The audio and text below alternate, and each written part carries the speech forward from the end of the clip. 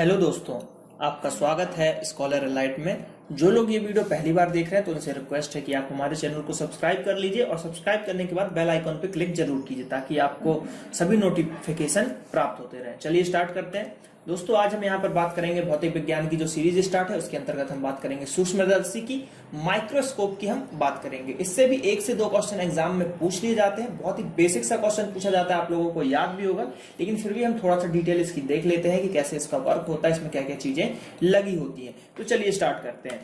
बात करते हैं हम यहाँ पर सूक्ष्मदर्शी की यानी कि माइक्रोस्कोप की। तो माइक्रोस्कोप की अगर हम बात करें तो सूक्ष्मदर्शी एक प्रकाशीय यंत्र है जो बहुत छोटे से छोटी वस्तुओं को देखने के लिए उपयोग में लाया जाता है। यानी कि आप सभी को पता ही होगा कि जैसे कि जो माइक्रोस्कोप है उसका काम ही है कि छोटी से छोटी चीजों को देखना। जैसे कि हमारा ब्लड वगैरह है, ब्लड की टेस्टिंग होती है, मान ली कुछ चीज की टेस्टिंग होती है तो उसमें रख के उसको बहुत ही छोटे तरीके से भी हम उसको देख सकते हैं। तो इन सब चीजों में उपयोग में आता है हमारा सूक्ष्मदर्शी, और इसके द्वारा सूक्ष्म वस्तुओं को आभासी एवं आवर्धित प्रतिबिंब जो स्पष्ट दृष्टि की न्यूनतम दूरी कितनी होती है 25 सेंटीमीटर पर बनता है, जिससे वह स्पष्ट दिखाई देता है। तो आपको एक चीज याद रखना है कि स्पष्ट दृष्टि की न्यूनतम दूरी कितनी होती है 25 सेंटीमीटर होती है, जो कि आपको याद रखना है। ये क्वेश्चन आपसे पूछ लिया जाता है। तो मेनली सूक्ष्मदर्शी क्या करता है कि जो भी छोटी से छोटी वस्तु है, जितनी भी छोटी वस्तु है, उसका जो प्रतिबिंब होगा उसको कहां पर बनाएगा, आपकी जो दृष्टि है उसकी न्यूनतम दूरी जो होती है, स्पष्ट दृष्टि की न्यूनतम दूरी, वहां पर उसको प्रतिबिंब बनाएगा तो आपको एकदम वो क्लियर दिखाई पड़ता है। तो यही चीज यहां पर बताया गया है, तो इसको आपको याद रखना है। अब बात करते हैं सूक्ष्मदर्शी की।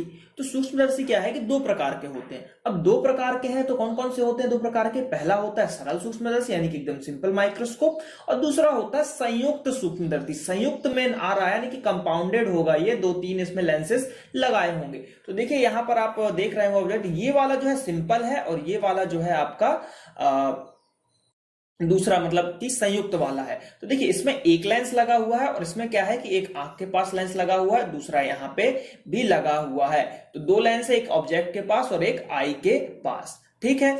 अब इसमें क्या है कि ऑब्जेक्ट सीधे आपका यहां पर है और सीधे ये लेंस है, उसके बाद आंख है। तो ये एकदम सिंपल हो गया, और ये जो है थोड़ा और मतलब अच्छी चीजों को देखने के लिए और ज्यादा गहन अध्ययन करने के लिए उसके लिए यहां पर उपयोग होता है। इसमें देखिए, इसमें ऑब्जेक्ट जो है इधर पे है और इसमें ऑब्जेक्ट जो है आपका यहां पर है और इसकी इमेज जो है आपकी यहां पर बन रही है। इस तरीके से यहां पर चीजें होती हैं। ठीक है।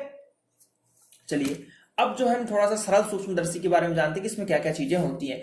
सिंपल माइक्रोस्कोप, तो यह एक साधारण यंत्र है जिसके द्वारा पास की छोटी वस्तुओं को उनके बड़े प्रतिबिंब के रूप में देखा जाता है। यह छोटी फोकस दूरी का एक उत्तल लेंस होता है। इसमें कौन सा लेंस होता है? उत्तल लेंस होता है, जो प्लास्टिक अथवा किसी धातु के गोल छल्ले में फंसा रहता है और इसे पकड़ने के लिए एक हैंडल लगा होता है। जब लेंस को वस्तु के समीप लाते हैं तो बड़ा प्रतिबिंब दिखाई पड़ता है। जिस समय वस्तु लेंस के फोकस और प्रकाशिक केंद्र के बीच आ जाती है तो वस्तु का आभासी सीधा बड़ा प्रतिबिंब दिखाई पड़ता है। तो ये नॉर्मल सा आपका है, जैसे कि जो मैग्नीफाइंग ग्लास वगैरह हो गया उसमें भी जो है हम इसी उत्तल लेंस का यूज करते हैं और इसी टाइप की चीजें यहाँ पर होती हैं। तो ये सिंपल सी चीजें हैं, सिंपल नाम ही है इसका, सरल सूक्ष्मदर्शी। अब स्पष्ट देखने के लिए वस्तु को आंख के एक निश्चित दूरी पर रखना आवश्यक है, और इस दूरी को स्पष्ट दृष्टि की न्यूनतम दूरी कहते हैं, है ना। स्वस्थ आंख के लिए इसका मान कितना होता है? 25 सेंटीमीटर होता है। तो देखिए अगर माइक्रोस्कोप से एक क्वेश्चन आएगा तो आपका यही 25 सेंटीमीटर वाला ही क्वेश्चन आएगा, या फिर कि कौन सा लेंस माइक्रोस्कोप में यहां पर यूज किया जाता है। तो देखिए उत्तल लेंस का यूज किया जाता है, और जो क्या करता है उत्तल लेंस की जो भी सूक्ष्म पदार्थ है आप जिसको देखना चाह रहे हो, तो उसका प्रतिबिंब क्या करेगा, आपके आंख की न्यूनतम दूरी जो होगी एक स्वस्थ आंख की यानी कि 25 सेंटीमीटर के पास बनाएगा, जिससे कि आपको एकदम वो चीजें क्लियर दिखेंगी। तो अब देखिए ये है कुछ इस तरीके का उसका जो हमने फ्लो चार्ट या डायग्राम जो हमने देखा हुआ था। अब इसमें जो है एक मैग्नीफाइंग पावर जिसको हम कहते हैं, या उसको हम आवर्धन क्षमता कहते हैं, एम से प्रतीत करते हैं, तो उसको हम क्या बोल रहे हैं 1+d/f। अब d क्या है यहाँ पर? d है आपका 25 सेंटीमीटर जो दूरी है, और f क्या है? सरल सूक्ष्मदर्शी के लेंस की फोकस दूरी। ठीक है। अब देखिए इसमें क्या दिया हुआ है, मतलब आप इसको ऐसे निकाल सकते हो किसी भी लेंस का यानी सूक्ष्मदर्शी का, कि इसको 1+ अब आंख की फोकस दूरी कितनी है? 25 है।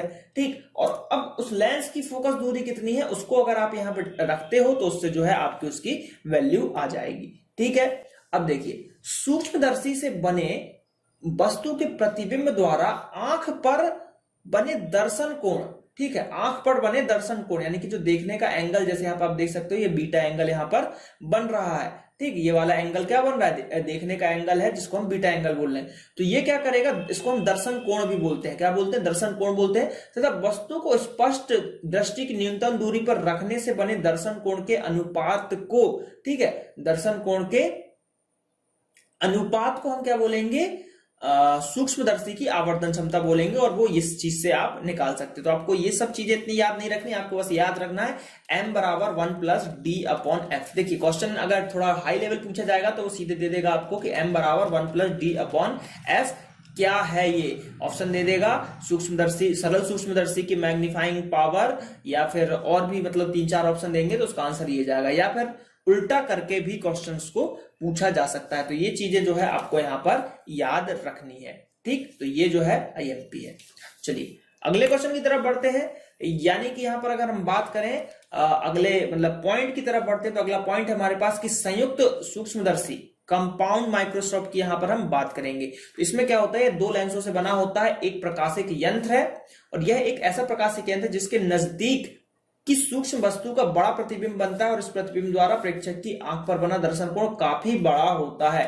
फलतः आंख को वस्तु बड़ी दिखाई देती है। बनी सी बात, ये ऑब्जेक्ट बहुत छोटा था, एक लेंस है तो दूसरा लेंस है, फिर यहाँ पर आंख देख रहा है, तो यहाँ पर आंख को जो है बहुत बड़ा उसका प्रतिबिंब बनाता है, इतनी सी चीज को वो इतना बड़ा दिखाई देगा, तो बनी सी बात है वो आपको। अब इसका कुछ डायग्राम देखिए, कुछ इस टाइप का है कि एक लेंस जो है आपका यहाँ पर लगा हुआ है, दूसरा लेंस यहाँ पर लगा हुआ है। आप यहाँ पर देखते हो वस्तु मान लीजिए यहाँ पर है, ठीक है, तो यहां से वो ऐसा प्रतीत होते हुए यहाँ पे आता है, मतलब इस तरीके की चीजें यहाँ पर 2 लेंस होते हैं, आंख के पास एक लेंस होता है और ये होता है, वही इसको भी हम बोलेंगे जैसा कि हमने माइक्रोस्कोप में पढ़ा था, सेम ये उसी तरीके से वर्क करता है। माइक्रोस्कोप में भी ये अभिदृश्यक लेंस इसको हम कहते थे, और इसको जो है नेत्र का लेंस हम इसको बोलते थे, क्योंकि आंख के पास है।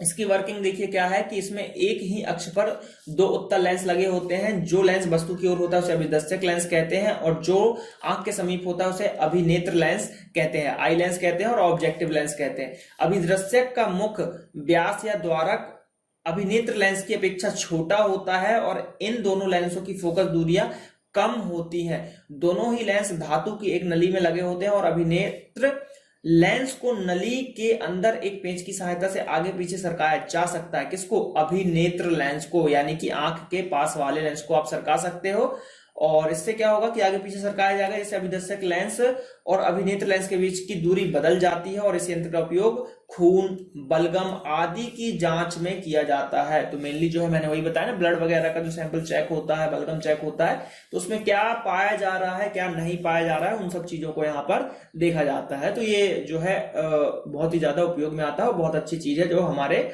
मेडिकल फील्ड में इसका यूज बहुत ही ज्यादा हो रहा है, रिसर्च में भी इसका यूज बहुत ज्यादा तरीके से किया जाता है। तो लेंस की जितनी ज्यादा फोकस होगी इसमें, देखिए फोकस दूरी कम होती है, हमने टेलीस्कोप में देखा था फोकस दूरी ज्यादा होती है। तो यही सब चीजें यहाँ पर बनाई जाती हैं, और यही लेंस मेनली इसमें आपको याद रखना है कि अगर पूछ लिया जाए कि खून के जांच में कौन से आप माइक्रोस्कोप का यूज करते हैं, तो उसमें आपको बताना पड़ेगा कि कंपाउंड माइक्रोस्कोप का यूज करते हो, और नॉर्मल चीजों को देखने के लिए आप यूज करते हो सिंपल वाला सूक्ष्मदर्शी। तो यही 2-3 क्वेश्चन आते हैं, और एक आई का आएगा कि स्पष्ट न्यूनतम दूरी कितनी होती है, तो 25 सेंटीमीटर होती है। तो ये 1-2 चीजें यहां पर आपसे पूछी जाती हैं, ठीक है। तो अब यहाँ पर संयुक्त सूक्ष्मदर्शी की अगर हम बात करें तो उसका भी आपसे आवर्धन शक्ति पूछ सकता है। तो यहाँ पर देख सकते हैं V1 अपॉन जो U1 है, ठीक है, V1 अपॉन U1 1+D/Fe। तो इसमें देखिए सभी चीज दिया हुआ है, प्रतिबिंब और अभिदर्शक लेंस के बीच की दूरी है, वस्तु से अभिदर्शक लेंस की दूरी है, और यहाँ पर D जो आपको 25 लेना है, और नेत्रिका लेंस की फोकस दूरी लेनी है। तो इससे आप इसको निकाल सकते हो। ये जब आप टेक्निकल कोई एग्जाम देते हो जिसमें फिजिक्स बहुत डीप में आने वाली है ना, देखिए लोको पायलट में भी फिजिक्स आने वाली है, ग्रुप डी में फिजिक्स आने वाली है, लेकिन वो जो है 10th लेवल की जॉब है, 10th प्लस ITI लेवल की जॉब है, तो उसमें जो है इतना डीप में नहीं जाएंगे। आप ग्रेजुएशन लेवल पे कोई एग्जाम देते हो जिसमें फिजिक्स आनी है आपकी, BSc लेवल की, BSc वगैरह की फिजिक्स आनी है, तो उसमें आपसे ये सब चीजें, इसके न्यूमेरिकल भी आपसे पूछ सकते हैं। वो दे देंगे कि भैया एक सूक्ष्मदर्शी उसकी फोकस दूरी इतनी है, उसका ये इतना है, तो आप बताइए कि वी कितना होगा, एम कितना होगा, इस तरीके से आपसे पूछ सकते हैं। तो आई होप कि ये वीडियो आपको अच्छा लगा होगा। अगर वीडियो अच्छा लगा है तो लाइक कीजिए, कमेंट कीजिए, अपने दोस्तों के साथ शेयर जरूर कीजिए। ज्यादा से ज्यादा वीडियोस को देखिए ताकि आपको नॉलेज मिल सके और आप एग्जाम को क्रैक कर सके। चलिए मिलते हैं अगले वीडियो में। Thank you. जय हिंद, जय भारत।